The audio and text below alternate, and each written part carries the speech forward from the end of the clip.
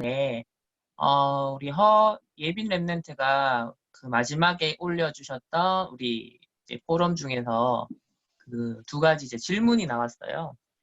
그래서 이게 우리 첫 번째 독서 포럼이 이제 창조에 대한 부분이었는데, 이 창조와 관련해서 우리 나왔던 이 질문을 가지고서 제가 먼저 조금 짧게라도 먼저 답변을 하는 것으로서 시작을 하도록 하겠습니다. 우리 첫 번째 질문이 뭐였냐면, 창세기 속 창조 서사를 역사적 사실로 보는 게 맞는지, 아니면 하나님의 창조를 나타내기 위한 비유적, 상징적 표현으로 보는 게 맞는지, 또 하나님의 일이기 때문에 인간이 알 수 없는 건지, 아니면 둘 중 무엇이든 상관없는 것이라 봐야 하는지, 또 복음적 세계관에서는 창조 서사의 장르 해석을 어떻게 해야 하는지 궁금합니다. 라고 아주 수준 높은 질문을 해주셨습니다. 우리 랩런트의 이제 전공이 그 연세대에서 우리 신학을 전공을 하고 있다. 제가 개인적으로 이제 알고 있고요. 사실은 어, 이제 이런 창세기 이제 1장에서 3장까지에 대해서 이걸 역사적 사실로 봐야 되느냐, 아니면 비유적이고 또 상징적인 표현으로 해석을 해야 되느냐에 대해서 사실 신학계에서 되게 이슈가 되고 있는 부분입니다. 뜨거운 감자로 옛날부터 사실 제기가 되었던 그런 문제고요. 그렇기 때문에 우리 신학에 있어서는 이제 중요한 것이 어떤 신학을 우리가 베이스로 해서 성경을 보고 또 우리의 신앙을 확립해 나가냐가 되게 중요합니다. 그래서 우리 다락방 전도 운동은 기본적으로는 가장 이제 성경적 신학에 부합하는 것이 우리 종교 개혁자들의 그 개혁 사상을 잘 정리한 칼빈의 신학을 가장 중심에 두고 있습니다. 그래서 그 누구보다도 성경을 가장 본질적으로 하나님이 의도하신 부분을 잘 설명하고 잘 정리하고 잘 표현했다라고 그렇게 인정이 되어지는 칼빈 신학을 류 목사님도 가장 중요하게 보고 계시고요. 그래서 이런 칼빈의 종교개혁 사상을 이제 그 잘 정리하고 따르는 그 후대들을 가리켜서 이제 개혁 신학이라고 합니다. 그래서 우리 다락방 내에도 주요 이 신학적인 전제라든지 또 신학적인 어떤 해석의 기본적인 틀은 그 개혁주의 신학의 노선을 저희들이 따르고 있고요. 그러면은 개혁주의 이 신학의 틀을 제외한 또 여러 가지 종류의 그런 신학적인 노선들이 많습니다. 뭐 알미니안주의, 인간의 자유의지를 좀 더 강조하는 그런 알미니안주의라든지 그 신학의 스펙트럼은 참 다양하지만 오늘 이 시간을 빌어서 뭐 모든 것을 다 설명을 할 수 없기 때문에 간단하게 질문과 직접적으로 관계된 것만 제가 조금 설명을 드리겠습니다. 이 창세기에 특히 1장에서 3장까지를 역사적 사실이 아니다라고 부인하는 그런 신학적인 해석의 틀을 가지고 있는 사람들이 오늘날 공통적으로 주장하는 것이 유신 진화론입니다. 그러니까 우리는 하나님의 이제 창조론을 말씀 그대로 100% 우리는 믿습니다. 그런데 신학자들 안에서도 뭐 아예 노골적으로 진화론을 주장하는 사람도 있고요. 이거는 말할 것도 없죠. 그냥 자유주의 신학에서도 거의 극치를 달하는 사실상 신학이 아니라 인학을 하는 사람들 입장이고요. 우리가 이제 이거는 뭐 아예 제껴두고 생각하겠는데 오늘날 소위 복음주의권 안에 여러 가지 스펙트럼이 있습니다. 그 중에서 가장 대표적으로 대두되는 어떤 흐름이 유신 진화론입니다. 그러니까 하나님이 창조했지만은 그 창조 이후로 이 진화론적인 그런 메커니즘이 작용을 해서 이제 그래서 하나님을 믿는 유신 그러면서 진화 과학적으로 설명될 수 있는 어떤 발견되는 부분들을 적절히 조합을 해서 이제 유신 진화론이라는 입장에서 타협을 하고 있는 그런 신학자들도 상당히 많습니다. 그래서 우리의 입장은 분명 하나님의 그 창조를 말씀 그대로 역사적 사실로 믿는 개혁주의 입장에 저희들이 이제 서 있고요. 그래서 창세기 1장에서 3장에 대해서 이 장르가 뭐냐라고 우리가 질문을 한다면 그것은 명백한 역사적 사실이다라고 저희들은 믿고 또 신앙 고백을 합니다. 그렇기 때문에 비유적, 상징적 표현이라고 보는 것은 그 신학적인 부분에서 예를 들면은 자유주의 신학이라든지 혹은 또 뭐 신정통주의 신학이라든지 또 이미 16세기, 17세기, 18세기를 지나오면서 조금씩 이제 이성이 점점점 인간의 어떤 지성의 영역에서 또 신학에서도 상당히 영향을 크게 미치기 시작하면서 점점점 자유주의 신학이 이제 18, 19세기에 꽃을 피우게 되어집니다. 그래서 이런 자유주의 신학이 꽃을 피우게 되는 그 배경에는 역사 비평학과 그 다음에 성경 비평학이라는 것이 생겨나면서 이제 이성을 가지고서 계몽주의 시대의 물결의 흐름을 따라서 이성을 가지고서 성경도 검증을 해야 된다. 역사 비평을 해야 된다. 라는 학자들의 움직임이 벌써 수백 년 전에 있었습니다. 그러다 보니까는 이 성경 자체가 사실 뭐 하나님의 역사 또 이스라엘의 역사를 담고 있지만은 역사를 위해서 주신 건 아니죠. 그렇다고 해서 하나님의 말씀이 역사가 아니다. 역사적 사실이 아니다라는 것은 결코 아닙니다. 하지만 하나님의 이 성경이라는 것은 구원의 길을 알리는 하나님의 그 본질적인 의도와 목적에 부합하게 주신 책인 것이지 과학서적으로 주신 것도 아니고 또 어떤 시로 주신 것도 아니고 어떤 역사서로만 주신 것도 아니죠. 단지 성경 66권이 보면 좀 세밀하게 이제 이거는 성경 신학적으로 이제 분석해서 들어가면 장르가 있습니다. 어떤 거는 역사적인 장르가 있고요. 또 어떤 것들은 이제 시로 이루어진 그런 또 어떤 건 예언서, 그러니까 다양한 몇 가지 이제 장르로 구분이 가능합니다. 그렇다고 그런 가운데 이 창세기 1장에서 3장을 비유적이고 상징적으로 표현하는 이런 입장들은 뿌리는 자유주의 신학에서 그 흐름이 왔고요. 그 연장선상에서 이제 유신진화론, 오늘날 이제 복음주의권 안에서 많이 유행하고 있는 그런 유신진화론의 배경 속에서 대두되고 있는 대표적인 주장이 바로 창세기에 대해서 비유적, 상징적으로 보자라는 흐름들이 상당히 나타나고 있습니다. 그래서 우리의 신앙 고백과 또 우리가 주장하는 바는 역사적 사실이다. 그래서 분명한 역사적 사실로서 일단 고백을 해야 되고요. 그런 가운데 이 부분에 대해서 이제 제가 좀 도움이 될 만한 책을 조금 추천을 드리자면, 여기 보이시는, 잘 보이십니까? 성경 비평학은 과학인가? 의견인가? 라는 요 책이 있고요. 그래서 혹시 이건 이제 신학자가 쓴 겁니다. 전문적으로 신학자가 평신도들이 읽을 만한 수준에서 쓴 책이니까요. 이 책의 저자인 에타 린데만이라는 학자는 아주 대표적인 제가 알기로는 자유주의 신학에 앞장섰던 한 사람이었습니다. 근데 이 사람이 어떤 성경 비평 또 역사 비평 이런 쪽에 굉장히 공헌을 했던 사람이거든요.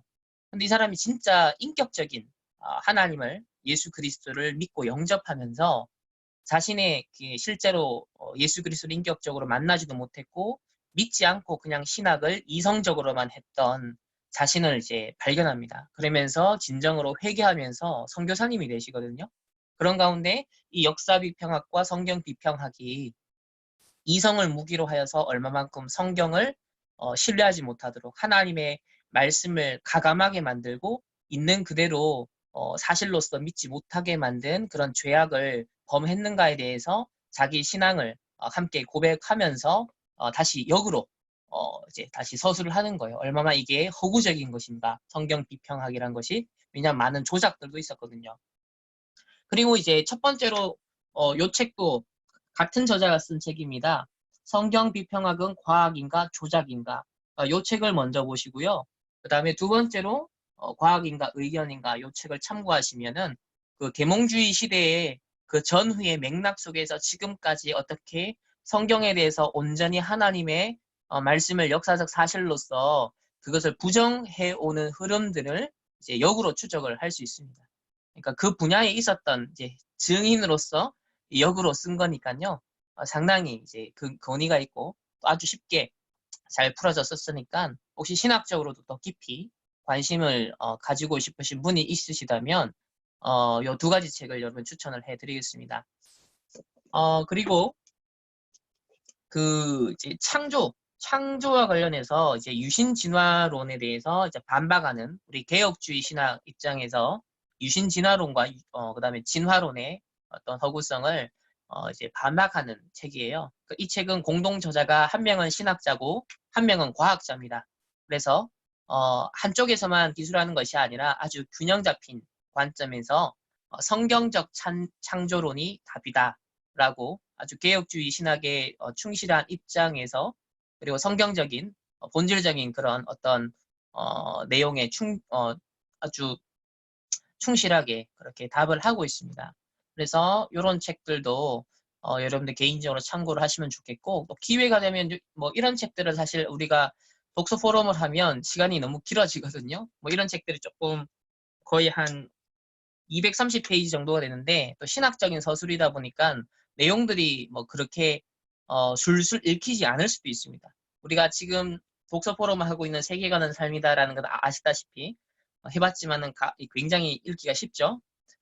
우리가 전체를 대상으로 하는 독서 포럼은 아무래도 내용은 좋지만은 난이도는 최대한 낮춰서 이제 보편적으로 함께 쉽게 진행해 나갈 수 있는 책을 최대한 제가 선정을 할 겁니다. 그렇지만은 우리가 이제 뼈대를 잡아 나가기 위해서 지금 이런 독서를 하는 것이고, 얼마든지 우리 예빈 랩런트처럼 질문이 있다든지 더 궁금증이 뭐 생긴다든지 또 어떤 심화 학습이나 또 독서 리스트가 필요하다면 언제든지 여러분이 이렇게 질문을 해주시면 제가 최대한 할 수 있는 범위 안에서는 답변과 도움을 그렇게 드리도록 하겠습니다.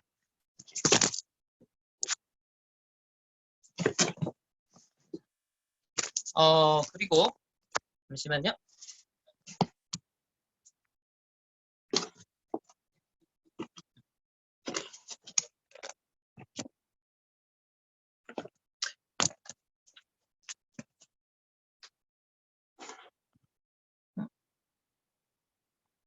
그래서 신학이 참 중요합니다. 우리가 성경이 우리 가장 신앙의 가장 기준이 되고 근본적인 이제 틀이 되는데, 그 성경을 이제 어떤 관점에서 접근을 하고 또 해석을 하느냐에 가장 도움을 받을 수 있는 것이 이제 신학이죠. 그래서 성경보다는 신학이 결코 앞설 수는 없습니다. 그러나 세상에 나와 있는 어떤 모든 학문의 여러 이제 분야별 학문이 정립이 되어 있는데, 하나님이 누구시고 또 우리가 누구인지 그걸 성경적 기준에서 그것을 이제 신학자들이 또 하나님을 믿는 신학자들이 또 하나님의 영에 감동된 자들이 정리한 그런 신학은 저희들이 아주 참고를 하고 또 중요한 또 신앙생활에 있어서 우리 중요한 틀로 그렇게 생각을 하고 있죠. 그렇기 때문에 이 신학이 참 중요한데, 오늘날 너무나 이제 사실 복음적이지 않은 신학들, 또 인본주의에 근거한 신학들, 또 계몽주의 일의 어떤 이성에 근거한 많은 신학들이 사실 신학 아닌 인학들이 뒤섞여서 오늘날 이제 유럽 교회를 초토화시키고 이제 미국 교회들도 상당히 많이 변질이 되어 있고 이제 한국 교회도 그런 많은 흐름들이 사실 들어오고 있습니다. 그렇기 때문에 뭐 이 시간에 어떤 교단별로 여러 가지 교파별로 어떤 신학적 색깔이 다 있는지에 대해서 오늘은 뭐 신학을 다루는 시간 아니니까 나중에 기회가 되어지면 다양한 신학적 스펙트럼에 대해서 따로 한번 주제별로 우리가 포럼을 나눌 기회가 있을 때 또 더 심화시켜서 그런 정리해 나가는 그런 시간들을 한번 가져보도록 하겠습니다. 그리고 이제 두 번째 우리 그 질문의 여러 교회에서 가르치는 창조과학은 복음적 세계관으로 볼 때 맞는 것인지, 맞는 해석인지 궁금합니다. 라고 했습니다. 그러니까 1번에 대해서 배울 때 하나님이 세상과 인간을 창조하신 것은 맞지만 구체적인 과정 서술에 대해서 비유적이고 또 상징적인 표현이라고 배웠어요. 워낙 오래된 문서이고 이제 문서 안에서도 내용면에서 오류와 모순이 많은 부분이 많다. 이게 아까 제가 말한 이제 역사 비평학과 성성 비평학이 이제 그 속에서 다 나온 그 산물들이에요. 그런 가운데 이제 창조과학에 대해서 하나님의 역사는 과학을 초월하는 것이기에 과학이라는 틀을 가지고 창조를 분석하려는 것은 몇 개는 들어맞을 수도 있어도 접근 방법 자체가 틀렸다라고 생각을 했어요. 숲이 아니라 나무만 보는 느낌입니다. 과학적으로 증명할 수 있는 게 곧 사실이자 진실이라는 그 생각의 틀도 근대 이후에나 나온 사고이고 과학주의적 사고보다 신학의 학문적 역사가 비교할 수도 없게 길기도 하니까요. 그래서 창조과학으로 창조론을 분석해도 되는 건지 맞는지 궁금하다 질문했습니다. 아주 중요한 질문을 던져주셨어요. 어, 창조과학이 창조론을 앞서면 안 됩니다. 창조과학의 도움이 없어도 성경만으로 하나님의 창조를 믿고 고백하고 증거할 수 있어야 돼요. 그래서 우리가 하나님의 창조를 묵상하고 그 창조의 능력을 우리가 실제로 실감하고 누리고 감격하고 이건 뭡니까? 묵상하는 거죠. 그것에 대한 어떤 면에서는 하나님과 인격적 창조주 하나님을 묵상함으로 말미암아 그런 영적인 인격적인 교제가 있고 그것은 뭐 어떻게 뭐 보여주거나 검증하거나 실제로 가시적으로 보여줄 수 없죠. 나와 하나님과 1대1 관계니까요. 그런 인격적인 어떤 체험이 더 중요한 것이죠. 살아계신 하나님을 인격 대 인격으로 내가 만나고 그분과 대화가 이루어지고 아 하나님 살아계시고 나는 그분의 하나님의 자녀구나라는 그런 신앙 고백이 되어지는 것. 이건 비밀의 영역입니다. 이건 이제 신비의 영역인 거죠. 그렇기 때문에 이거 하나하나를 우리가 다 과학적으로 사실 꺼집어서 논리적으로 설명할 수 있는 부분은 절대 아니라는 부분. 그러면서 창조과학이라는 것이 그러면 무용하냐? 또 그렇진 않습니다. 하나님의 그 창조를 우리는 말씀과 또 성령의 역사로 말미암아 믿고 신앙 고백을 하잖아요. 그러면 이 믿는 자들에게 있어서 특별히 이제 우리 후대들이 세계관이 이제 형성되어지는 그 과정에 있어서 이미 세상에 진화론적인 그런 거짓 이론들이 학교와 또 문화를 통해서 교육을 통해서 랩런트들에게 이제 쌓이고 있습니다. 사실 그것도 너무 허구이고 하나의 이론일 뿐이죠. 그럼에도 불구하고 정교한 체계를 나름대로 이제 잘 세련되게 꾸며서 학문적으로 그리고 있단 말입니다. 그러면 우리 하나님의 창조를 믿는 우리가 하나님께서 창조 주시고 이 우주 만물을 만드셨다. 그러면 하나님께서는 이 우주 만물을 움직여 가시는 자연 법칙, 하나님의 창조의 질서와 법칙이 분명히 작용하고 있습니다. 그러면 이것도 과학이 발전되면 되어질수록 하나님의 그 섭리, 하나님의 창조주로서의 어떤 실력을 하나님의 그 부여하신 어떤 과학적인 그런 원칙과 원리들은 입증될 수도 있고 검증도 될 수 있죠.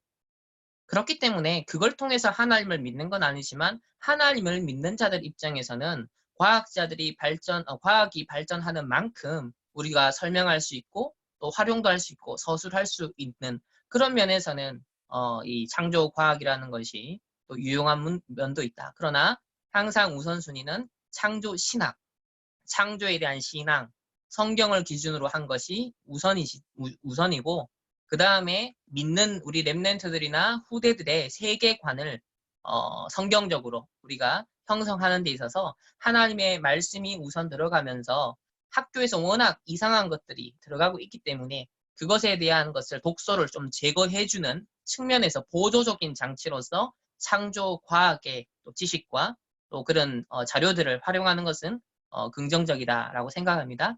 또 창조 과학에 대해서도 뭐 너무 이상한 자료 말고 그래도 창조과학계에서 검증하고 있고 또 현재 일반 과학적으로도 또 이렇게 검증될 수 있는 그런 객관성을 상당히 확보한 그런 자료들을 잘 우리가 추려서 활용할 필요가 있다라고 생각을 하고요. 그래서 창조과학으로 창조론을 분석하는 것이 이제 결국 우선순위의 문제인 것이죠. 이미 창조를 믿고 또 신앙 고백하는 자에게 있어서 그렇다면 우리가 믿는 바를 마냥 신학으로만 설명하는 것이 아니라 과학이라는 것도 일반 은총으로 하나님이 주신 것이라면 그 자연 계시의 빛을 비추어서도 하나님의 창조의 사역에 대해서 어느 정도 설명은 가능하다라는 것 거기에 유용한 하나의 근거와 또 도구로서 유용성을 띠는 것이 저는 창조과학이다라고 그렇게 생각을 합니다. 두서없이 대략 이제 질문해 주신 우리 질문에 대해서 한 이 정도 답변을 드렸는데 우리 허예빈 랩런터에게 충분히 답이 되었는지는 모르겠습니다. 아무튼 기회가 되면 여러분들도 뭐 궁금한 점이나 또 신학적으로나 또 우리가 독서 포럼을 앞으로 이것만 할 게 아니라 또 계속 가능하면 이제 지속적으로 해 나갈 겁니다. 해 나가는 중에 제기되는 의문점 또 필요한 더 심화시켜서 우리가 들여다봐야 될 어떤 책들 그런 부분에 대해서 질문을 주시면 또 이렇게 제가 최대한 답변을 드리고 또 도움을 드리고 또 필요한 자료가 있으면 그런 링크까지도 또 연결해서 그렇게 추천을 해드리도록 하겠습니다. 너무 좋습니다. 우리 다락방 안에서 우리 랩런트들이 또 이런 포럼을 또 심도 있게 나눌 수 있는 기회가 있다는 것이 너무 좋고요. 사실 제가 뭐 지금 신학교, RTS 신학교에서 교회사 수업을 제가 진행을 하고 있고 또 교양 과목도 진행을 하고 있지만 막상 신학생들하고 1대1로 만나가지고 뭐 독서를 한다든지 포럼을 한다든지 이럴 여유가 학교에서는 없거든요. 근데 오히려 우리 또 랩넌트 세계관 연구팀의 또 중요한 흐름을 함께 이렇게 인도받고 또 독서 포럼을 이제 처음 저희들이 시작하는데 여기에 관심 갖고 또 시간을 이렇게 투자해서 함께 인도받는 여러분이 굉장히 중요한 저는 사람들이다. 랩넌트와 또 앞으로 교회와 우리 다락방 전체를 섬김에 있어서 여러분들 개개인의 역할이 막중한 역할을 하나님이 분명 맡게 하실 거다라고 제가 확신하면서 오늘 우리 독서 포럼 두 번째 모임 시작하도록 하겠습니다. 제가 한번 기도하고 우리 시작을 할게요. 주님 감사합니다. 우리 홀리 인사이트 독서 포럼 오늘 두 번째 모임을 시작합니다. 세계가는 삶이다 라는 오늘 책을 가지고서 창조에 이어서 그 타락의 실상에 대해서 우리들이 함께 확인하고자 합니다. 이미 다락방 전도 운동을 통하여서 12가지 문제를 알게 하시고 또 3단체의 배경을 알게 하시고 오늘날 현재 진행 중인 사단의 역사 또한 저희들이 분별할 수 있는 영적인 눈을 열어주신 것을 감사합니다. 특별히 오늘 독서 포럼을 통하여서 이미 우리에게 주신 메시지와 이미 우리에게 주신 이 복음적 관점이 얼마나 소중하고 얼마나 중요하고 가치 있는 것인지를 재확인할 수 있는 그런 각인되어지는 독서 포럼으로 인도해 주시고 또 이 시간에 우리의 지적인 만족을 떠나 하나님이 가장 원하시는 하나님의 뜻과 계획을 발견하며 하나님의 영에 감동된 사람들의 독서 포럼으로 오늘도 인도해 주옵소서. 감사드리며 살아계신 예수 그리스도 이름으로 기도합니다. 아멘. 파일 PDF 제가 공유하겠습니다.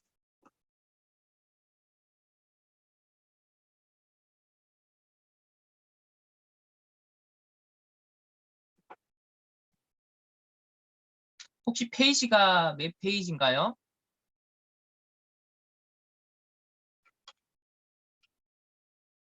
75페이지예요. 70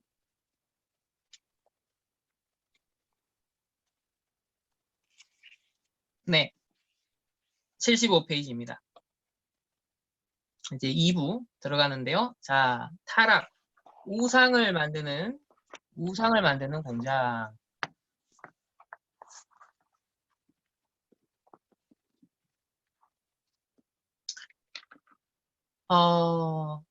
그 우상을 만드는 공장이라는 표현은 우리 칼빈 목사님이 쓰셨던 표현입니다. 자, 선을 행하려고 하지만 빌 클린턴이 미국 대통령으로 재임할 당시 그의 추문으로 매스컴이 시끄러웠던 적이 있죠. 전 세계 지도자로서 주목받던 그도 개인적인 삶에서는 별 수 없는 인간이요 죄인임을 우리가 확인했습니다. 우리가 성경적 세계관을 가지고 있든 아니든 간에 이 사건을 볼 때 그의 삶에는 분명 문제가 있음을 알 수 있습니다. 뭐 우리 빌 클린턴 대통령뿐만 아니라 우리 작년에 이제 미투 운동을 통해서 어떤 면에서는 가장 정의를 부르짖었고 어떤 인간의 어떤 인권을 대변하는 듯한 입장에 섰던 많은 사람들이 사실 그 이면에 다른 모습들이 감춰져 있었다는 것을 우리가 여러 케이스들을 통해서 굳이 이름을 말하지 않더라도 여러분 확인을 할 수 있을 것입니다. 그렇기 때문에 우리가 사실 뭐 인간의 의, 인간의 어떤 선행 이런 것을 굳이 자랑할 필요가 없는 것은 하나님을 떠난 모든 인간이 결국 죄인이고 그 죄성의 지배하에서 사단의 종로를 할 수밖에 없는 그런 별 수 없는 인간이고 죄인이라는 것을 우리가 인정할 수밖에 없겠죠. 자, 쭉 읽어나가겠습니다. 그러므로 여기서 우리는 이 세상에 존재하는 악의 문제를 다루지 않을 수 없습니다. 도대체 이것은 어디에서 왔으며 왜 존재하는가? 더 나아가 선한 사람들에게 악한 일들은 왜 일어나는가? 하는 문제는 인류의 역사만큼 오래된 질문이기도 합니다. 자, 2차 세계대전 당시 나치에 의한 희생당한 600만 명의 유대인들, 얼마 전에 쓰나미로 희생당한 무고한 생명들, 또 9.11 테러로 생명을 잃은 수많은 사람들을 생각할 때마다 이 주제는 언제나 우리의 실존적인 관심사가 아닐 수 없습니다. 이 외에도 과연 하나님이 살아계시다면, 정의로우신 하나님이 살아계시다면 어찌 이런 사건이 일어날 수 있습니까? 어찌 이런 전쟁이 일어날 수 있고 어찌 이런 잔악한 행위들이 역사 속에 또 우리 생활과 우리의 현장 속에 나타날 수 있나요? 라는 그런 의문을 제기하는 사례는 수도 없이 많습니다. 그래서 이 악의 문제, 하나님의 정의와 세상에 실존하는 악의 문제를 있습니다. 그래서 신정론이다라고 하는데요. 그래서 또 기회가 되면 그 하나님의 신정론에 대해서도 또 따로 한번 주제 포럼을 해볼 만한 그런 중요한 주제이기 때문에 또 그 후에 기회를 한번 보도록 하겠습니다. 어쨌든 이제 세계 2차 대전을 막 1, 2차 세계 대전을 겪으면서 서구 사회에 이제 불어닥쳤던 사상적인 흐름 중에 하나가 실존주의죠. 그러니까 이제 무신론이 대두될 수밖에 없고 그야말로 인간의 어떤 실존적인 것에만 관심을 가지게 되는 그런 상황들이 많이 대두가 되었습니다.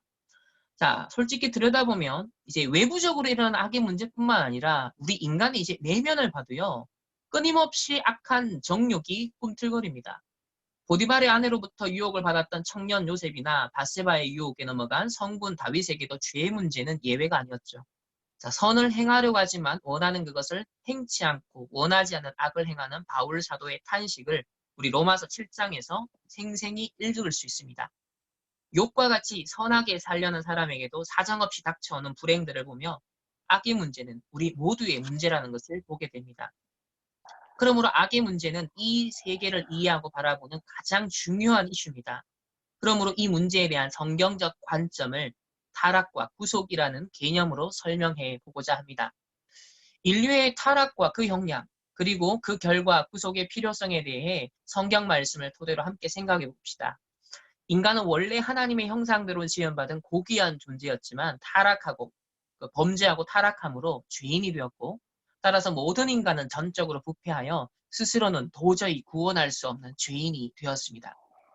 만물의 영장으로 하나님을 닮은 존재로 창조된 인간 원래의 모습과 전적으로 부패하고 타락한 죄인으로서의 인간은 극과 극의 대조가 아닐 수 없습니다. 그러나 성경은 이 두 가지 모두를 100% 인정하고 있죠. 천하보다 더 가치 있는 하나님의 형상으로서의 존재, 동시에 벌어지만도 못한 죄인으로서의 존재, 이 두 가지를 성경은 100%다 인정을 하고 있습니다.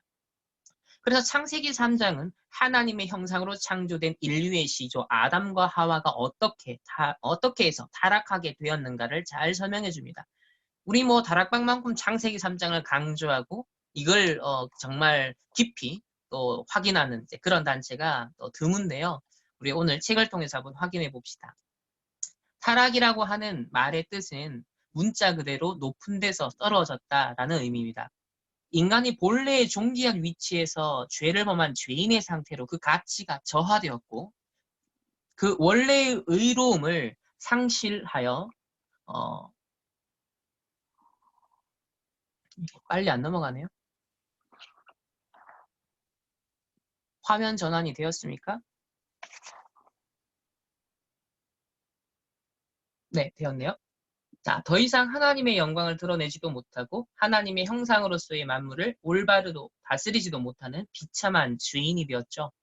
창세기를 보면 타락한 천사가 뱀의 모습으로 나타나 최초의 여성인 하와를 유혹합니다.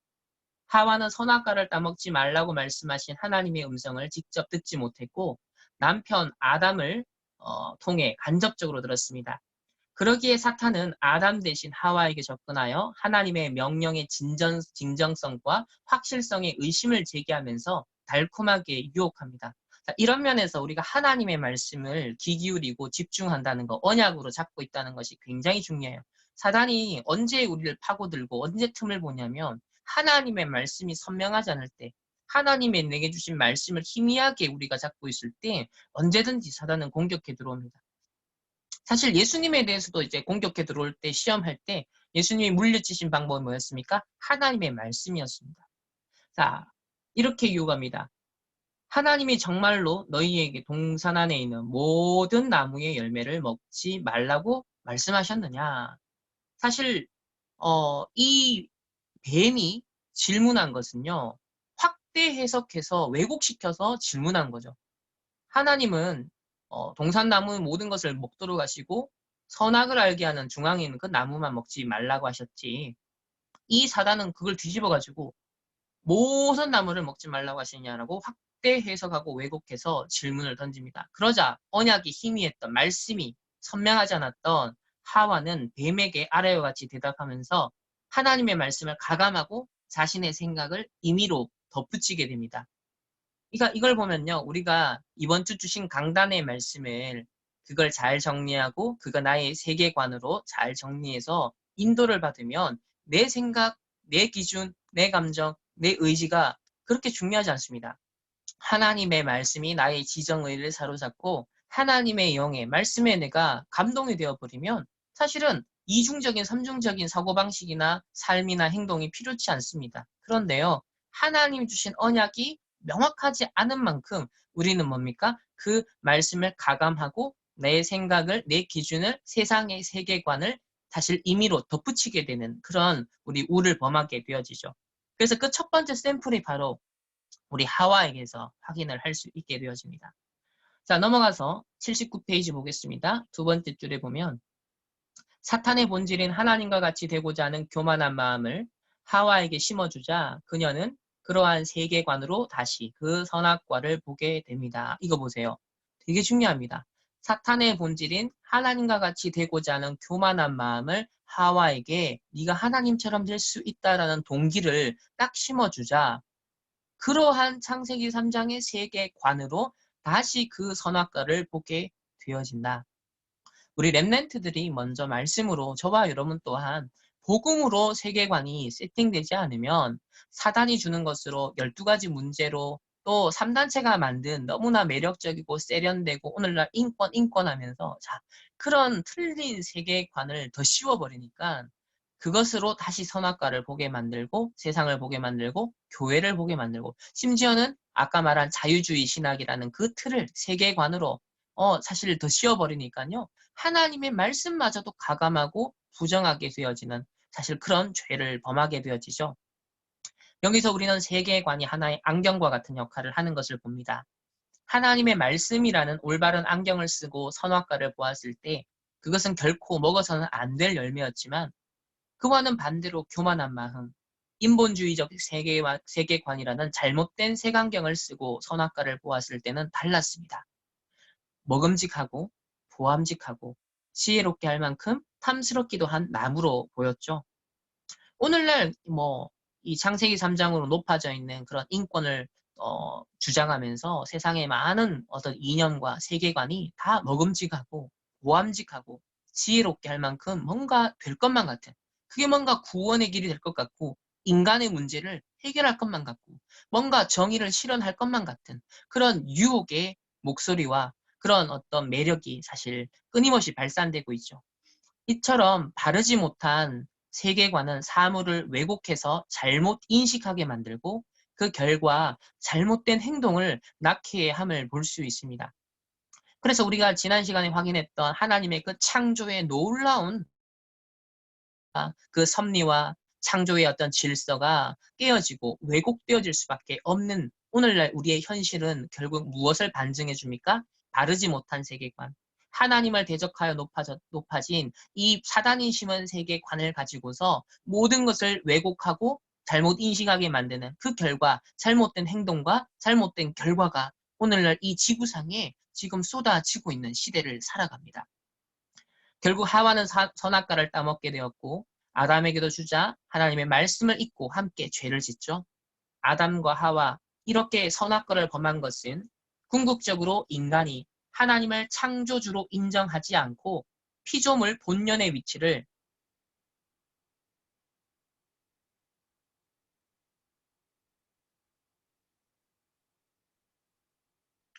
빠르게 잘 안 넘어가네요.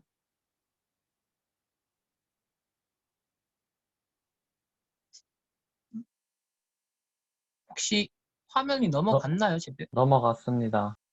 아, 알겠습니다. 자, 망각하여 그 한계를 넘어선 것입니다.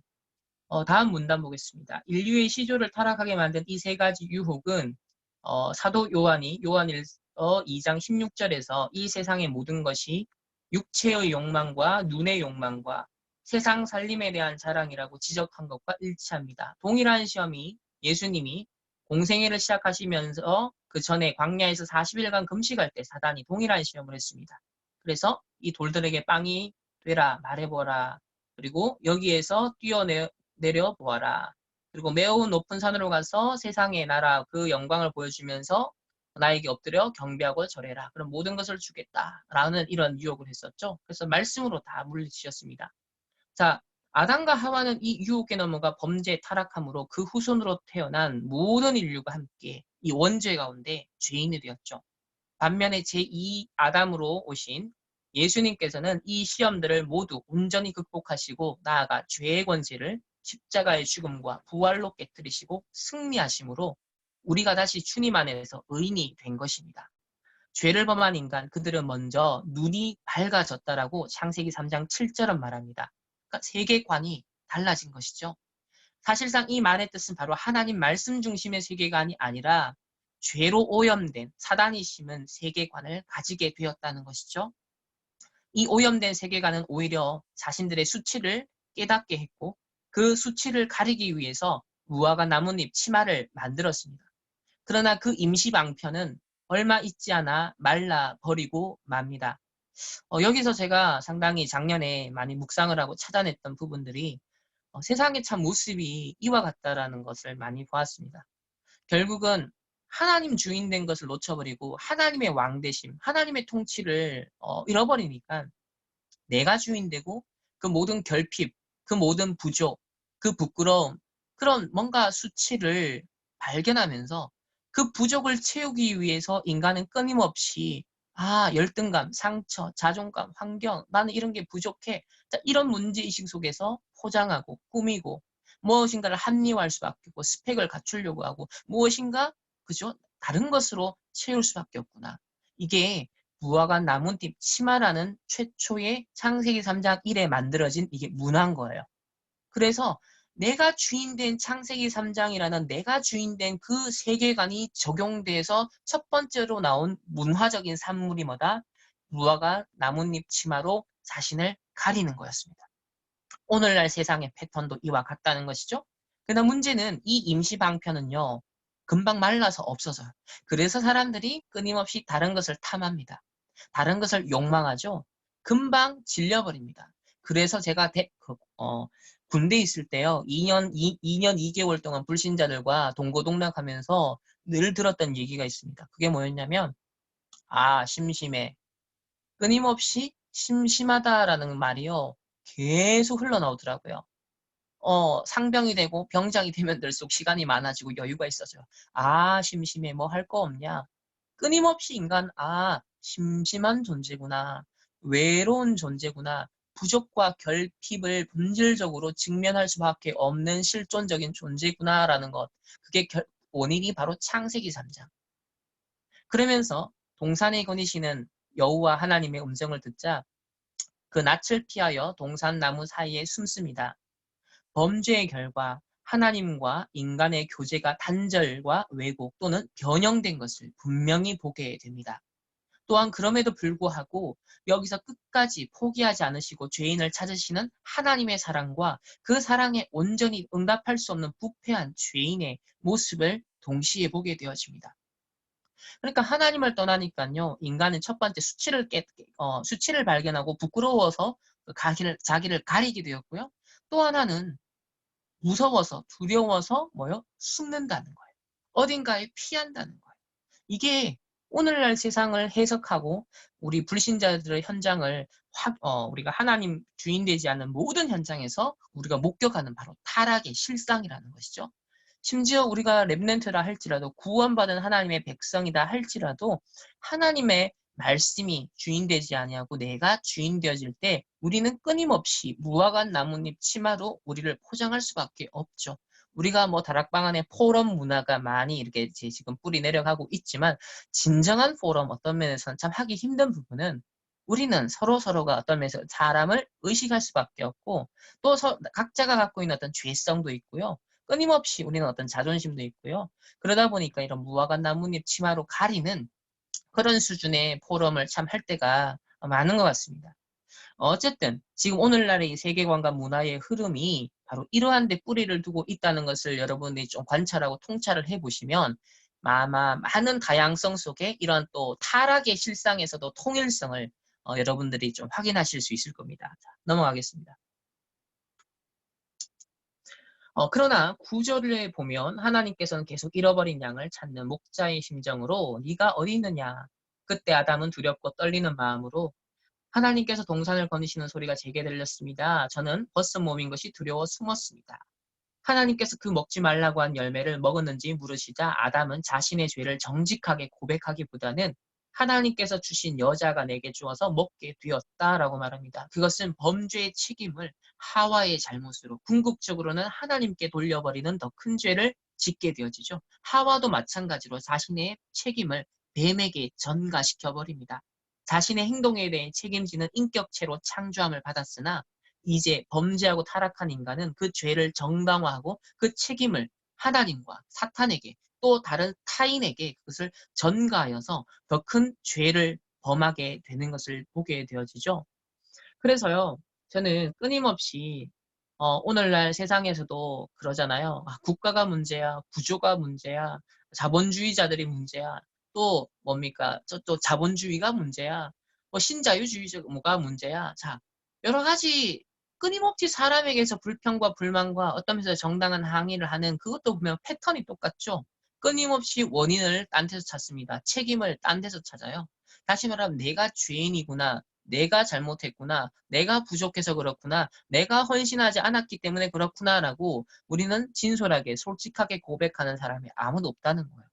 이것이 뿌리가 그만큼 깊다. 오늘날 사람들이 다 논쟁하고 싸울 수밖에 없고 이념 분쟁이 일어날 수밖에 없고 여러 가지 원인과 탓들을 자꾸 하잖아요. 그 모든 뿌리가 어디 있다? 바로 이 창세기 3장을 자세히 보면 뿌리가 여기서 다 나오고 있다는 거죠. 그런 가운데 밑에서 두 번째 줄 보면 먼저 이러한 범죄를 낳게 한 사탄 즉 뱀에게 하나님은 결정적인 심판을 선포하십니다. 그래서 창세기 3장 15절 여자의 후손이 뱀의 머리를 상하게 할 것이다. 이 말씀이 매우 중요하여 소위 원시복음이다라고 부릅니다. 여기서 여자의 후손은 남자와 상관없이 동정녀의 몸에서 탄생하실 예수 그리스도를 의미합니다.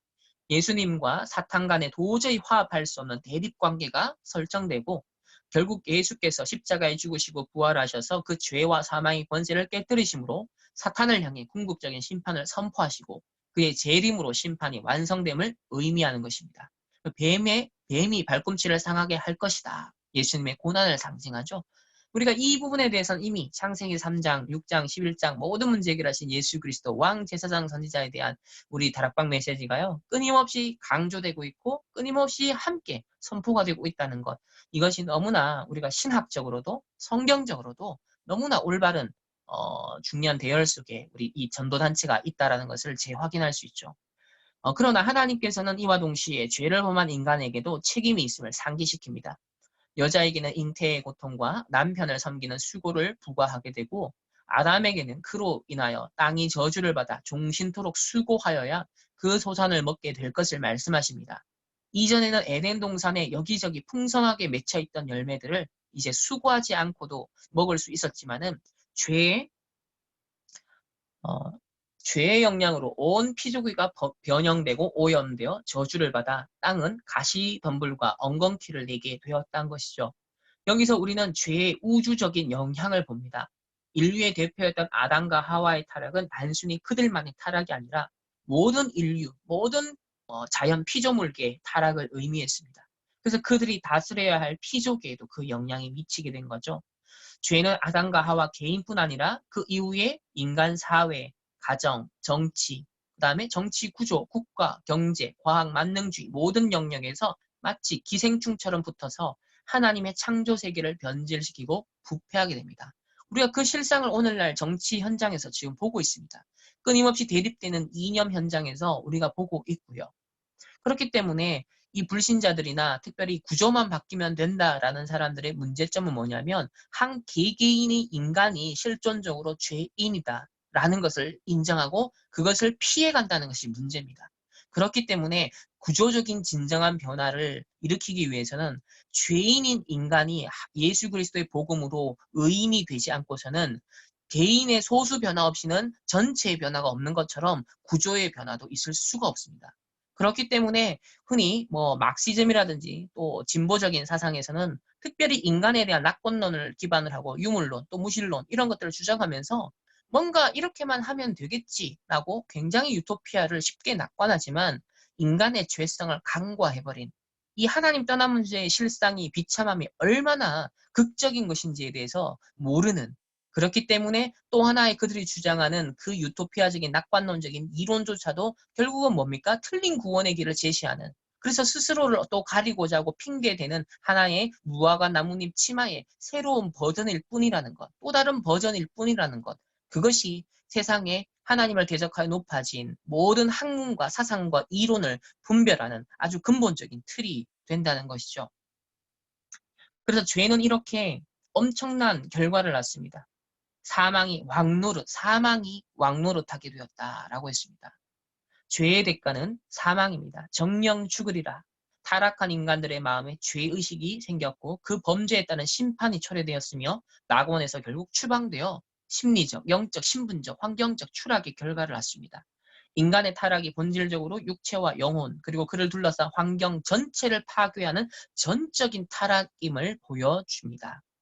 그러니까 우리가 이때까지 보통 우리 다락방 안에서도 타락, 우리가 참 12가지 문제가 우리 인간에게 영향을 미치고 있다, 임했다. 그러니까 우리 개인의 한 사람에게 이 타락을 우리가 인식하는 건 많지만 정치, 경제, 사회, 문화, 이 구조적인, 환경적인 부분에서의 이 타락이 영향을 미치고 있는 부분을 상당히 우리가 좀 눈을 좀 많이 못 떴었죠.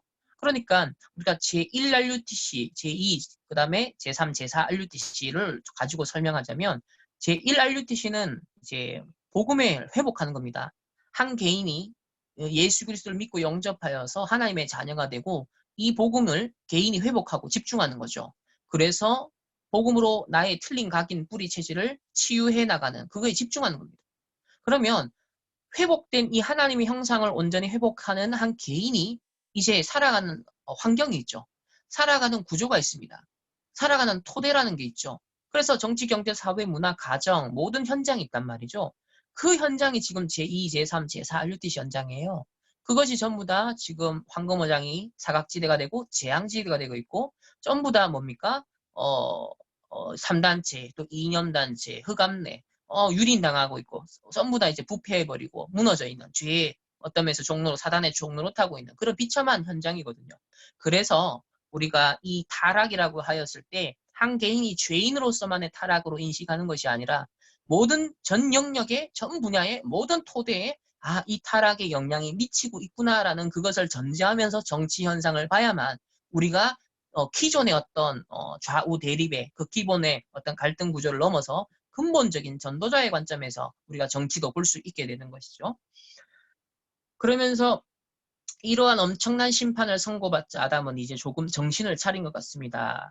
하나님께서 사탄에 대한 심판과 메시아를 통한 구원의 복음 그리고 그와 그의 아내에게 선포하신 심판을 듣고 아내의 이름을 처음으로 하와라 부릅니다. 하와란 생명이 있는 모든 것의 어머니라는 뜻인데 결국 그의 신앙 고백이 담긴 것이죠.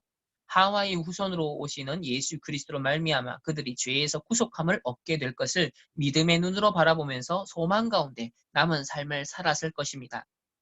그 믿음을 보시고 여호와 하나님께서는 아담과 그 나무를 그 아내를 위하여 가죽옷을 지어 입히십니다. 곧 말라 없어질 무화과 나뭇잎이 아니라 짐승의 생명을 취하여 그 피 흘린 희생으로 말미암아 가죽옷을 입게 된 것이죠. 그러니까 아까 전에 인간이 하나님 떠나자마자 자신의 수치를 가리기 위해서 만든 그 최초의 산물, 창세기 3장 세계관이 탑재되어서 처음으로 만들어진 그 문화가 뭐였습니까? 일종의 이제 패션인데 이 옷이 나왔죠. 그런데 그것을 대치하는 하나님이 창세기 3장 15절 여자의 후손을 약속하시고 이 오실 메시아를 통해서 나중에 십자가에서 피 흘려 죽으시고 모든 이 문제를 해결할 것을 상징하는 그것을 딱 함축하는 게 뭐야? 가죽옷인 거예요. 피 흘려야 되거든요. 그래서 하나님께서 이 복음이 선포되고 복음의 세계관을 가지고서 처음으로 하나님이 주신 문화가 뭐였냐면요. 그게 가죽옷이었습니다. 그래서 이거는 영원히 헤어지지 않는, 말라버리지 않는, 이게 바로 복음은 영원한 생명수. 세상 것은 끊임없는 갈증을 일으키지만 복음의 세계관, 복음의 핵심이 담겨져서 만들어진 문화는 사람들을 살릴 수 있는 문화가 될 수 있다는 것. 그래서 감히 우리 다락방 안에 우리 랩런트들은 앞으로 어떤 문화를 회복해야 될까요? 또 하나 가리는 것으로 지나지 않는, 끝나는 그런 무화과 나뭇잎과 같이 썩어 없어질 것, 말라 비뚤어질 그런 세상 문화를 답습하거나 따라하는, 흉내내는 그런 이미테이션 수준의 문화를 우리는 창출하는 게 아닙니다. 우리는 많은 것들을 보고 배우고 습득해야겠죠. 그러나 재해석, 재적용, 재창조해야 됩니다. 근데 그 재해석, 재적용, 재창조하는 틀은 이 창조, 타락, 구속, 완성이라는 기본적인 성경적 세계관이 복음적으로 또 신학적으로 또 성경적으로 또 전도자의 관점에서 살리는 이런 관점이 투영되어서 정립되지 않으면 사실상 세상을 변화시킬 수 있는 문화 산물을 창출할 수가 없습니다. 그래서 앞으로 문화 사역자들, 또 앞으로 우리가 각계각층에서 결국 문화의 흐름을 바꿔야 되는데 그것이 꼭 어떤 대중문화만 말하지 않습니다. 정치, 경제, 사회, 문화, 교육, 법조 모든 분야가 사실 문화라고 볼 수 있는데 이 근본적인 흐름을 바꾸는 도전을 할 수 있는 사람은 누구다? 확실한 복음을 가진 사람, 확실한 전도자, 그리고 그 복음과 전도자의 정체성을 녹여낸 세계관이 정립된 사람. 그래서 그걸 갖고 성경 66권을 보고 신학을 보고 현장을 보고 역사를 보고 분별할 수 있는 눈. 그런 세계관이 정립되어야만 근원적인 것을 찾아냅니다. 근원적인 것을 분석합니다. 근원적인 문제점을 볼 수 있고 거기에 대한 답을 낼 수 있어요. 그것은 바로 가죽옷과 같은 역할을 하는 거예요. 헤어지지 않는. 끊임없이 갈증을 해소하기 위해서 또 다른 것을 채워 넣어야 되는 그런 무화과 나뭇잎 수준이 아니라 영원한 생명수와 같은 그런 복음 문화, 살리는 문화가 가능하다는 것. 감히 이런 기도 제목을 갖고 꿈을 품고 CVD 앞에는 중에 도전할 수 있는 우리 랩런트들이 일어나길 바라고 또 여러분들을 통해서 그런 정말 랩런트다운 정말 도전이 전달되어지기를 소망합니다. 그래서 넘어가겠습니다. 거기 다음 문단을 보시면 처음부터 볼게요. 이것은 인간의 선행이나 의로는 절대 우리가 구원받을 수 없고 오직 하나님의 방법, 즉 어린 양 예수 그리스도의 희생으로 말미암아 우리가 의롭게 되고 하나님의 백성으로 자녀로 회복됨을 보여주는 예표입니다. 만일 우리가 악의 근본 원인을 이렇게 하나님과의 관계성에서 찾지 않고 다른 것에서 찾는다면 문제가 발생합니다. 가령 사회범죄가 증가하는 이유를 단지 사회 구조 변화라든지 급격한 빈익빈, 부익부와 같은 거시적인 차원에서만 설명한다면 사실상 개인의, 죄인으로서의 개인의 책임을 물을 수 있는 근거가 상실되고 말죠. 나아가 악의 범위를 어떤 일정한 영역에 제한하는 것도 바르지 않습니다. 왜냐하면 모든 인간이 악한 성향을 가지고 태어나기 때문에 악은 삶의 모든 분야에서 나타나는 것입니다. 노벨이 훌륭한 의도로 다이너마이트를 만들었지만 사람들은 그것으로 전쟁 무기를 만들었습니다. 그리고 그 무기로 수많은 사람들은 생명을 빼앗았습니다. 이와 같이 아무리 좋은 기술이 개발되어도 항상 그것을 남용, 악용 또는 오용하는 사람이 있을 수 있습니다. 여기서 이제 덧붙일 수 있는 것이 이제 새롭게 도래하는 이 4차 산업혁명 시대가 이 4차 산업혁명이라는 시대적 역사적 발전의 구조는 우리가 부정할 수 없겠죠. 그러나 이 역사적 발전의 구조 가운데 그게 나아갈 방향이 어떻게 될 것인가는 굉장히 중요합니다. 이 방향이 창세기 3장, 6장, 11장을 답습하는 방향으로 나아갈 것인가, 아니면 이것이 로마 복음화를 이루는데 기가 막힌 플랫폼으로, 인프라로 활용되어질 것인가, 여기에 그 주체, 결국은 결정짓는 건 누구다? 바로 복음 가진 전도자. 렘넌트들이 어떤 의식을 가지고 어떤 영성 상태를 가지고 어떠한 도전을 하느냐, 어떠한 그릇을 준비하느냐에 따라서 이 4차 산업혁명 시대가 재앙이 될 수도 있고 이것이 엄청난 세계복음화를 앞당길 수 있는 절호의 기회가 될 수도 있다는 거죠. 그래서 항상 이런 양명성이 공존하고 있기 때문에 현재로서는 이 주도권이 3단체에 있고 이 타락한 그런 사람들, 특별히 뭐 유발 하라리도 그렇고 또 뭐 그 레이 커즈와이라는 사람도 그렇고 이런 강한 인공지능에 대해서 낙관하면서 인간의 어떤 진보, 그리고 이제는 자연 발생적인 어떤 진화론이 아니라 아주 혁명적으로 인간을 신의 수준으로 끌어올리자라는 그런 것을 낙관하는 사람들. 자, 이런 사람들은 결국은 창세기 3장, 6장, 11장을 더 확대 재생산할 가능성이 크기 때문에 아마 그게 필연적일 것이기 때문에 우리는 이런 후유증을 대비하는 그런 전도자의 그릇을 또 내용들을 준비해야 될 것을 전도자께서 지금 올해부터 본격적으로 이 말씀을 하고 계십니다. 자, 죄로 오염된 세상은 그러면 소망이 없는가? 우리 옆에 페이지 한번 보겠습니다. 앞에서 잠깐 언급했지만 악은 마치 기생충 또는 병균과 같습니다. 기생충이나 또 병균이 우리 몸에 침투하게 되면 몸의 구조 자체는 큰 변화가 없지만 그 기능은 점점 약화되어 마침내 병들게 되죠.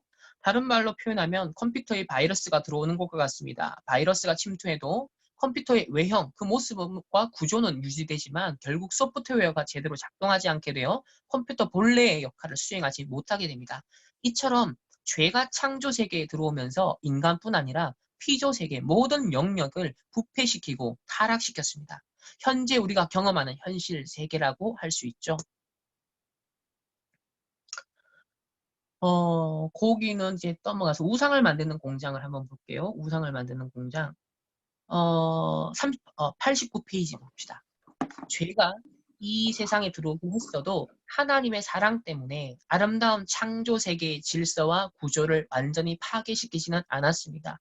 이것을 우리는 보통 하나님의 일반 은총, 또 보존 은총이라고 말합니다. 가령 하나님께서 제정하신 결혼과 가정 제도도 죄가 들어오자 매춘, 가정 파괴 등의 문제가 발생하게 되었죠. 그러나 이러한 문제들이 곧 결혼의 신성함과 가정의 소중한 가치 자체를 파괴시키지는 못한다는 겁니다. 창조 세계의 구조는 죄의 영향에도 불구하고 하나님의 일반 은총에 따라서 하나님이 보존 은총으로 계속 그 질서를 유지하고 있습니다. 다만 그 방향이 문제인 거죠. 그 방향이 원래의 하나님께 영광을 돌리는 그 궤도를 이탈하여서 잘못된 목적으로 결국 창세기 3장, 6장, 11장이 결부낸 그 방향으로 나아가는 것이 그게 문제인 것이죠. 예수께서도 마태복음 6장에 하나님께서는 악인에게나 선인에게나 동일한 햇빛을 비춰주시고 의로운 자나 불의한 자에게 비를 주시고 사시사철 또 결실기를 따라 자신의 선하심과 은혜로우심을 그리고 온전하심을 계속 보여주신다고 말씀합니다.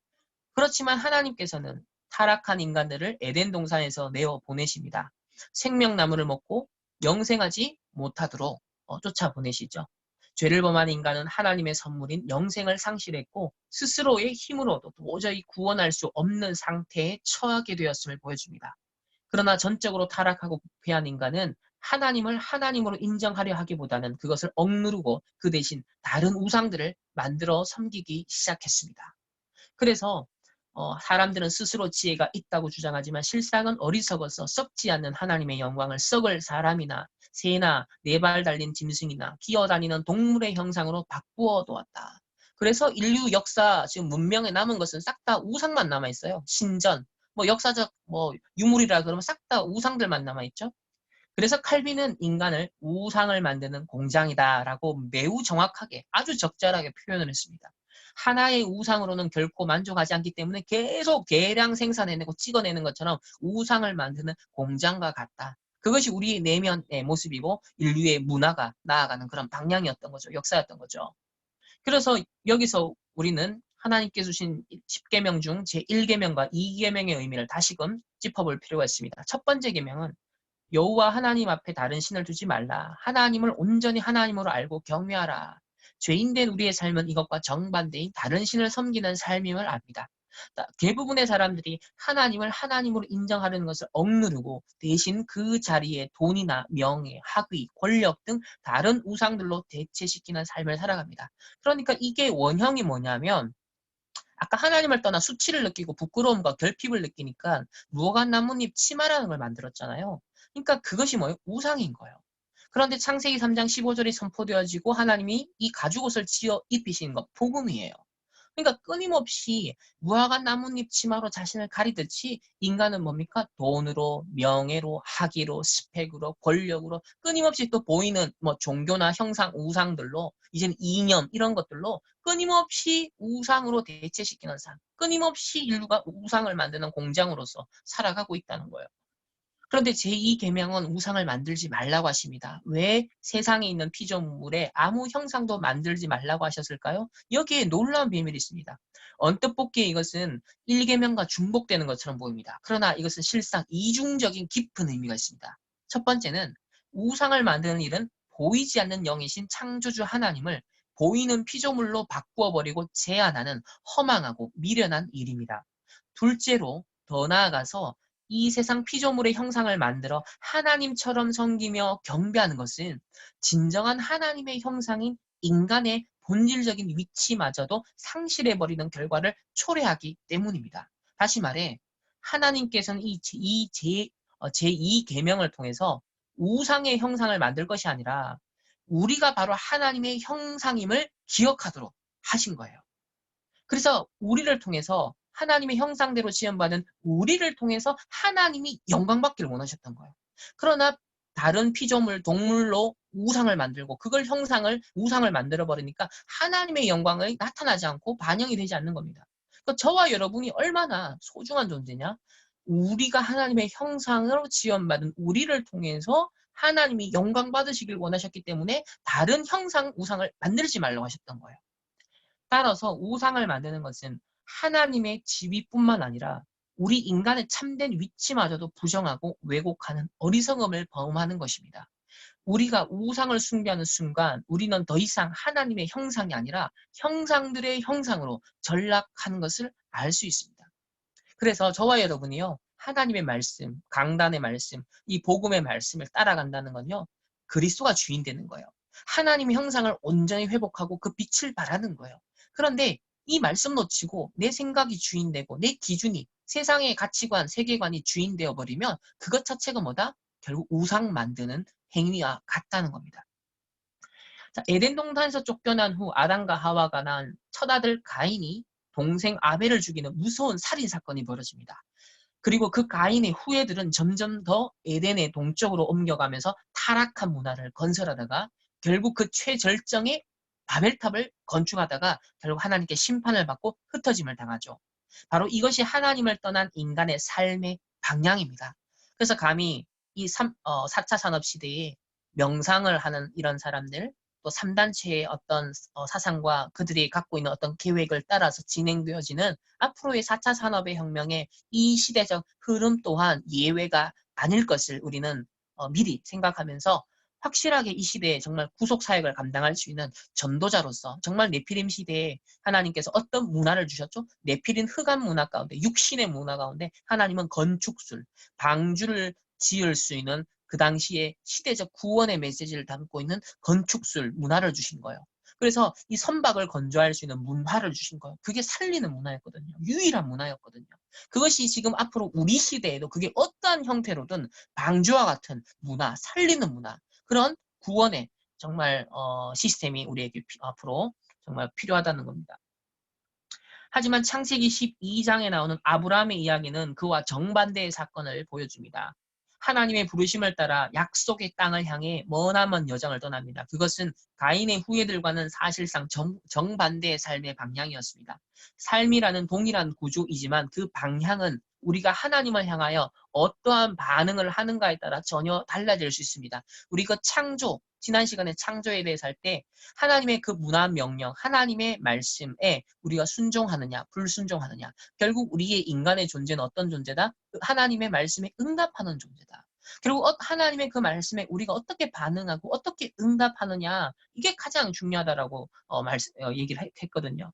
그렇다고 할 때 이 구조와 방향을 가지고서 우리가 중요한 분석의 틀로 현장에 적용을 할 수 있겠죠. 자, 이 구조와 방향의 구분은 문화 변혁에도 중요한 통찰력을 줍니다. 가령 우리는 대체로 찬양할 때 서양 음악을 기준으로 생각합니다. 하지만 국악으로 하나님을 찬양할 수도 있습니다. 실제로 그렇게 하고 있는 국악 성교회도 있죠. 국악이라고 하는 음악적 구조는 그래도 살리되 그 내용과 방향을 성경적으로 변화시킨다면 얼마든지 귀하게 사용될 수 있습니다.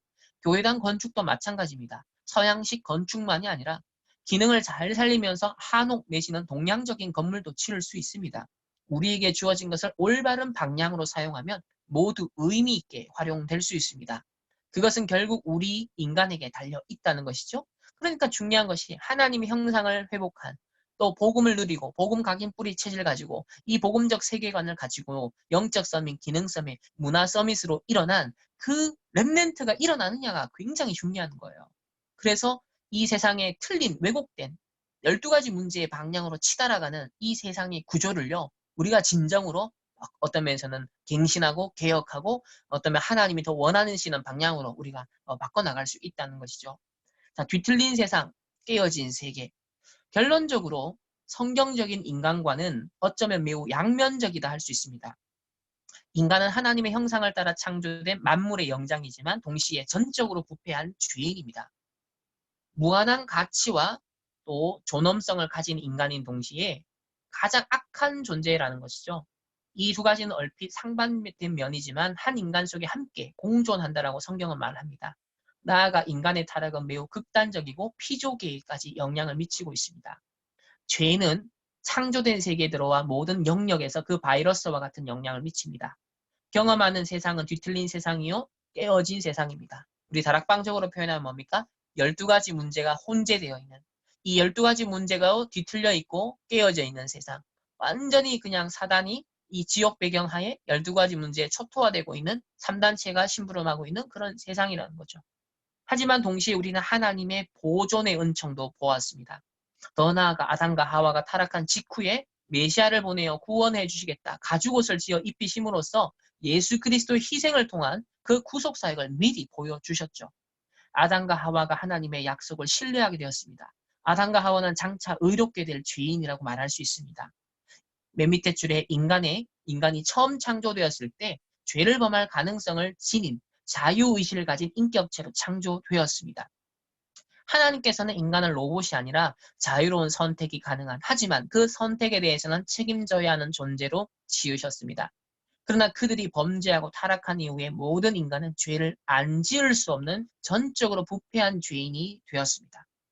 하나님이 보시기에 의인은 한 사람도 없으며 모든 사람이 죄를 지음으로 하나님의 영광에 이를 수 없고 자신의 선행이나 노력으로는 도저히 구원에 이를 수 없는 존재가 된 거예요. 그러니까 여기서 되게 신학적으로 중요한 개념이 창세기 3장 원죄하에 있는 모든 인간은요, 죄를 안 지을 수 없는 전적 부패한 상태라는 거예요.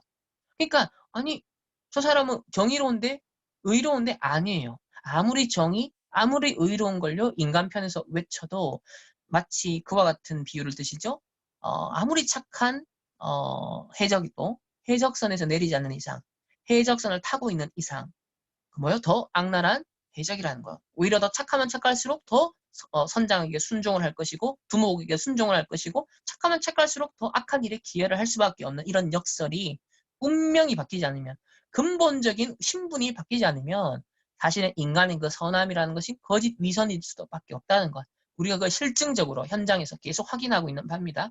그렇기 때문에 우리가 성경이 알리고 신학이 명확하게 정리하는 바처럼 범죄하고 타락한 이후에 모든 인간은 뭐다? 죄를 안 지을 수 없는 전적 부패 상태다라는 것을 우리는 봐야 됩니다. 그러면서 하지만 예수 그리스도를 믿는 그리스도인들은 주님께서 그의 죽으심과 부활로 구속 사역을 이미 이루셨기에 그것을 믿는 믿음으로 인하여, 물론 그 전제는 하나님의 은혜죠. 그 하나님의 은혜 그리고 믿음으로 말미암아 의롭게 된 죄인이 되었습니다. 이제는 죄를 안 지을 수 있는 새로운 생명체, 새로운 피조물이 되었다는 것. 그러니까 이건 뭡니까? 우리가 죄를 지을 수도 있고 안 지을 수도 있는, 우리가 이제는 의지의 자유가 생겨난 거예요. 그러니까 우리는 때때로 죄도 짓기도 하고 또 죄와 싸우기도 하는 이제 이 선한 마음이 생겨나는 거죠. 근데 창세기 3장에 있는 인간은 뭐다? 죄를 안 지을 수 없는 상태는 거야. 그 우리가 창세기 3장에서 해방받았다는 건요. 이 근본 죄인의 운명에서 벗어났다는 것이 이런 차이가 있습니다. 그래서 우리가 예수 그리스도의 그 의로 말미암아 이제 뭡니까? 죄와 더불어 싸울 수 있는 하나님의 그 거룩을 닮아서 나아가는 그 성화의 여정을 걸어가죠. 물론 이 성화라는 것도 칭이 그 이후의 성화의 삶이 시작되지만 우리가 율법적인 강조, 내가 이렇게 살아야지, 내가 이렇게 모범을 보여야지, 내가 하나님의 영광을 위해서 살아야지라는 내 자기 결단과 결심 속에서의 이루어지는 성화는 조금 종교적일 수 있습니다. 그러나 복음을 강조해서 하나님의 은혜가 부딪혀서 구원의 감사 감격이 날마다 나에게 부딪혀오고 쌓여서 전도자의 삶을 살 수밖에 없는. 그래서 영혼을 사랑하고 하나님의 뜻과 계획을 더 헤아리면서 우리가 그렇게 점진적으로 변화되어가는 그 전도자의 삶이야말로 진정한 복음적 성화다라는 거죠. 자, 이 새로운 피조물은 하나님의 생명으로 거듭났기에 더 이상 죄와 상관없고 하나님의 사랑을 믿음으로 세상을 넉넉히 이깁니다. 그리고 마지막으로 주님이 다시 오실 그때 우리는 이제 더 이상 죄를 지을 수 없는 상태, 죄를 그 완성의 시간표에 더 이상 죄를 지을 수 없는 상태. 죄와 아무 관계가 없는 거룩한 하나님의 백성으로 정결한 그리스도의 신부로 단장하게 될 것입니다. 그래서 아름다운 낙원에 들어가 영원히 주님을 노래하고 찬양하고 영광을 돌리며 그 구속의 은혜에 감사할 겁니다. 아담과 하와가 잃어버렸던 이 낙원이 이제 예수 그리스도 안에서 다시 회복되기 시작했고 장차 주님의 재림으로 완성될 것입니다. 그래서 우리는 왕, 제사장, 선지자 대신 이 예수 그리스도의 구속 사역을 통하여서 저와 여러분 구원받은 하나님의 자녀가 되었고 이 시대에 이제 이 타락의 실상에 그대로 지금 갇혀있는 지금도 여전히 무화과 나뭇잎으로 가리기에 끊임없이 개인이 헤매고 있고 이 사회 구조도 뒤틀려 버리는 이 사회의 방향이 끊임없는 죄악의 방향으로 3단체의 방향으로 나아갈 수밖에 없는 이 시대를 살릴 전도자로 하나님이 우리를 부르셨다는 것을 다시 한번 감사하면서 오늘 타락에 대한 부분은 마치고 우리 내일 마지막으로 이제 구속에 대해서 함께 또 독서 포럼을 진행하도록 하겠습니다. 네, 이상입니다. 네, 감사합니다. 저희 지금 이제 포럼 다시 나누려고 제가 조를 쳤어요. 그래서 네 그룹으로 나눠서 어제랑은 좀 다른 그룹일 거예요. 저희가 이동하고 20분 뒤에 제가 또 이쪽으로 다시 오실 수 있도록 할게요. 네, 이동하겠습니다.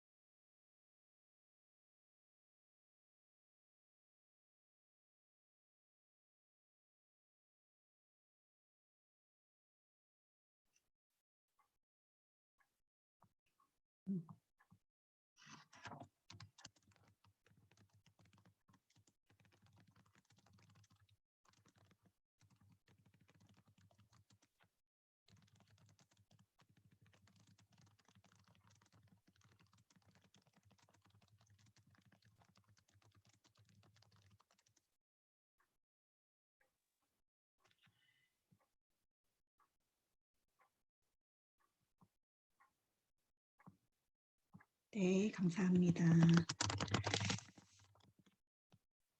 네, 저희가 이제 1분 남았네요. 혹시 세이 청년 계신가요? 네, 응답이 되지 않네요. 나중에 제가 또 따로 받아보도록 하겠습니다. 오늘 참여해 주셔서 너무 감사하고 혹시 뭐 질문이나 남는 어떤 궁금증 같은 거는 전혀 주저하지 마시고 그 방에 올려주시면 또 그거 가지고 또 포럼이 되게 풍성해지는 것 같거든요. 그래서 네, 계속 또 그 마지막은 사실 그 완성은 아마 각자 읽으라고 하실 거예요. 다음번 내일 건 아마 구속만 하는 걸로 제가 알고 있는데 그래서 그분 또 내일이 이제 또 백미이죠. 내일도 같이 참여해 주시면 이제 좋을 것 같습니다. 저희가 이제 네, 5초 뒤에 이동을 하게 될 예정입니다. 감사합니다.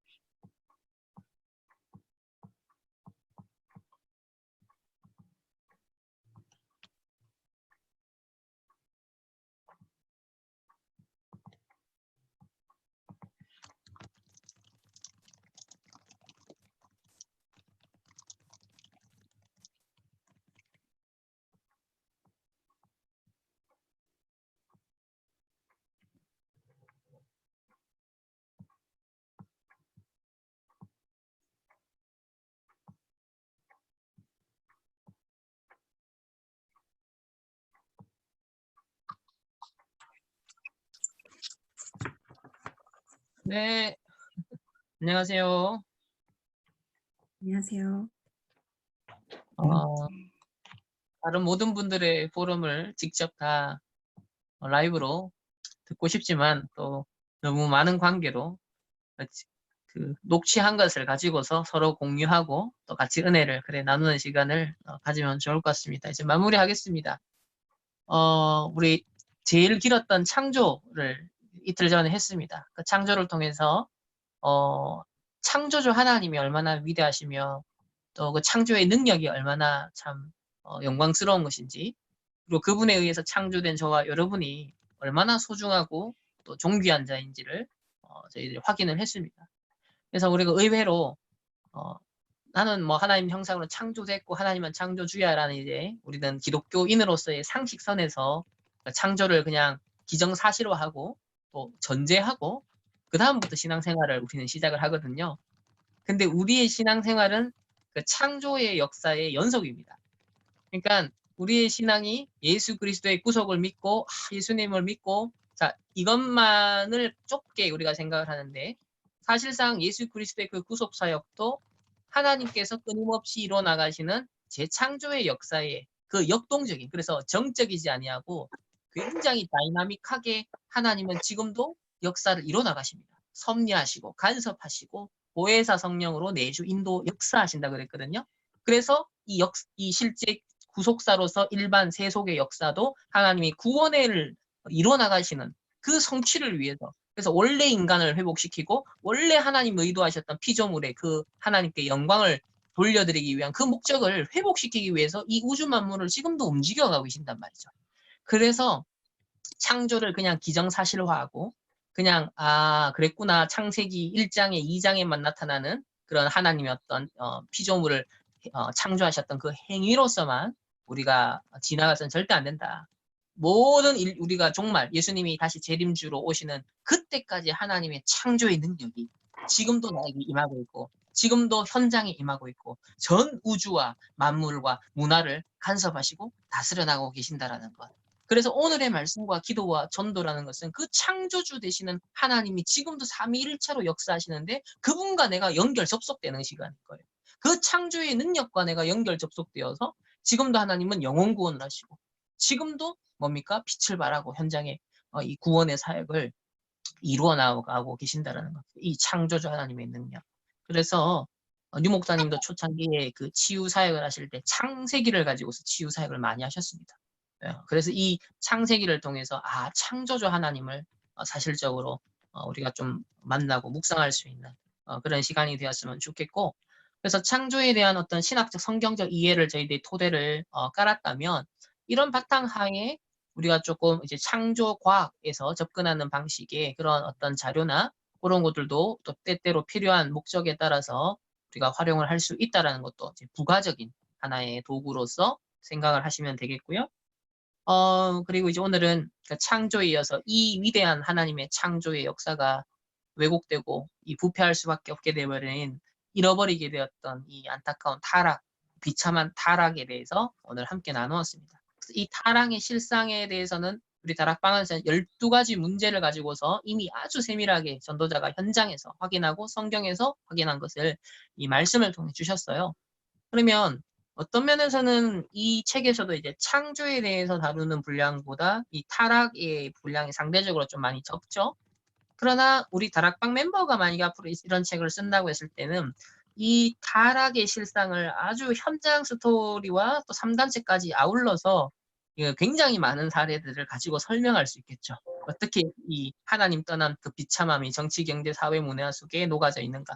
그러니까 이렇게 구성을 하면 좋은 것 같아요. 이렇게 창조, 타락, 구속이라는 가장 기본적인 틀을 이렇게 짤막짤막하게 먼저 제시를 하고, 그러난 다음에 이제 후반부에 이제 이 타락의 어떤 실상의 사례들로서 먼저는 사상들, 이념들, 그러니까 타락한 사상과 이념들을 다루고, 타락한 어떤 정치, 타락한 문화, 교육, 이제 실상, 이제 실제로 우리가 경험하는 세상의 어떤 현상들 있잖아요. 이제 그거를 보여주는 거죠, 사례들로.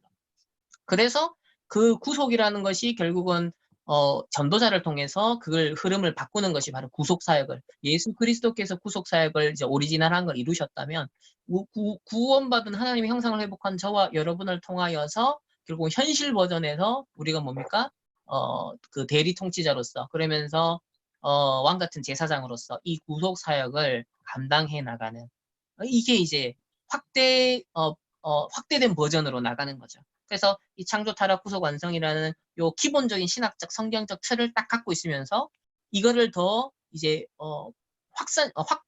확대시켜 나가고 확장시켜 나갈 수 있는 그런 이제 작업들이, 강론으로 들어갈 수 있는 작업들이 그 후반부에 이제 앞으로 뭐 우리가 나누게 될 독서 포럼에서도 또 이어지지 않겠냐 생각을 합니다. 그래서 타락의 문제를 오늘 좀 짚어봤고, 오늘은 여기서는 이제 창세기 3장 사건에 국한되어서 좀 타락에 대한 첫 번째 사건으로 장면을 많이 보여줬잖아요. 근데 이제 우리는 창세기 6장 또 창세기 11장 요거까지 이제 더 자세하게 더 풀어서 설명할 수 있는 내용들이 있을 거고, 또 그러면서 그 사도행전 13, 16, 19장으로 문화로 이제 종교로 나타난 그 타락된 결과물로서 나타난 현장들을 또 설명할 수 있고, 거기에 이제 오늘 현실 버전으로서 또 이렇게 각종 이렇게 표출되고 있는지도 이제 적용해서 우리가 재해석이 가능하겠습니다. 그래서 오늘 이렇게 하고 내일은 이제 마지막으로 저희들 구속을 할 건데, 완성은요 같이 하지 않습니다. 완성은 여기 읽어보시면, 개인이 읽어보시면 그냥 충분히 또 다른 부연 설명이 부연 설명이 필요 없습니다. 그냥 계시록을 중심으로 해서 대략적으로 이런 영광스러운 비전이 완성될 것이다 라고 제시를 하기 때문에 그대로 읽어 나가시면서 그냥 은혜 받으시면 그런 책이기 때문에 완성은 개인의 몫으로 제가 맡겨드리겠고요. 내일은 이제 구속, 이 구속은 오늘보다는 약간 더 분량이 좀 더 있습니다. 그래서 우리 다락방 전도자 렘넌트의 정체성을 가지고 이 구속 사역을 어떻게 또 우리가 정리를 할 수 있을지 또 내일 기대하는 마음으로 우리 함께 인도받고자 합니다. 보자 오늘 우리 이승윤 장로님 어제 우리 심재문 선교사님이 기도해 주셨으니까 오늘은 우리 이승윤 장로님이 기도 마무리 기도 해주시고 오늘 마치겠습니다. 네, 기도하겠습니다. 살아계신 하나님 감사합니다. 저희에게 하나님께서 어떻게 창조와 타락과 구속과 완성의 이 틀 안에서 우리를 인도하시고 창세전부터 계획하신 것들을 이뤄나오고 계시는지 멀리 있는 것이 아니라 가장 가까이 그리고 가장 지금 우리 눈앞에서 보고 확인할 수 있는 시간들을 허락하심을 감사합니다. 오늘 독서 포럼에 참여한 모든 렘넌트들과 또 사역자들과 우리 모든 전도자들에게 성령의 충만과 갑절의 영감을 더하시며 그들의 인생에 정말 오직 말씀 따라가며 말씀의 눈으로 후대를 살리고 이 세상을 치유하고 정말 서밋을 세우는 그런 우리 인생 되게 하시고 이 독서 포럼이 그 여정의 중요한 과정이 되게 하시고 이를 통해서 정말 후대가 보고 발판으로 삼을 수 있는 커리큘럼을 만들 수 있는 우리 될 수 있도록 축복하여 주시옵소서. 마무리되는 모든 시간까지 주님께서 주장하실 것을 믿사오며 예수 그리스도의 이름으로 기도드렸습니다. 아멘. 아멘. 감사합니다. 감사합니다. 모두 수고하셨습니다. 감사합니다. 수고하셨습니다.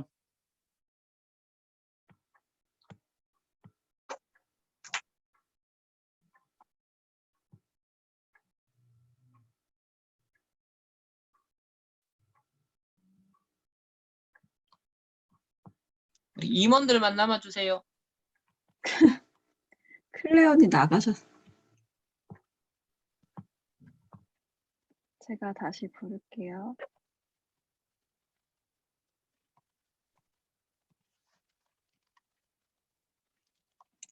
세이야.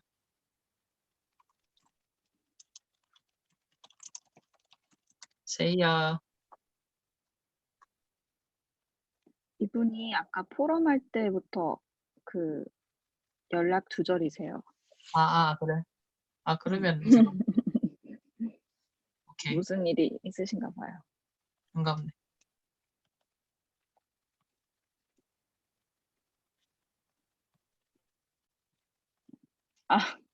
예빈이 포럼 올렸네 여기다 벌써 전체방에.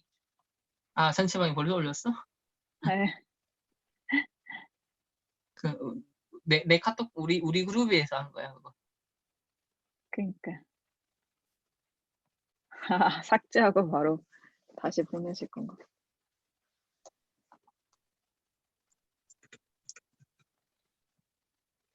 바로 삭제했네. 음. 그래도 예빈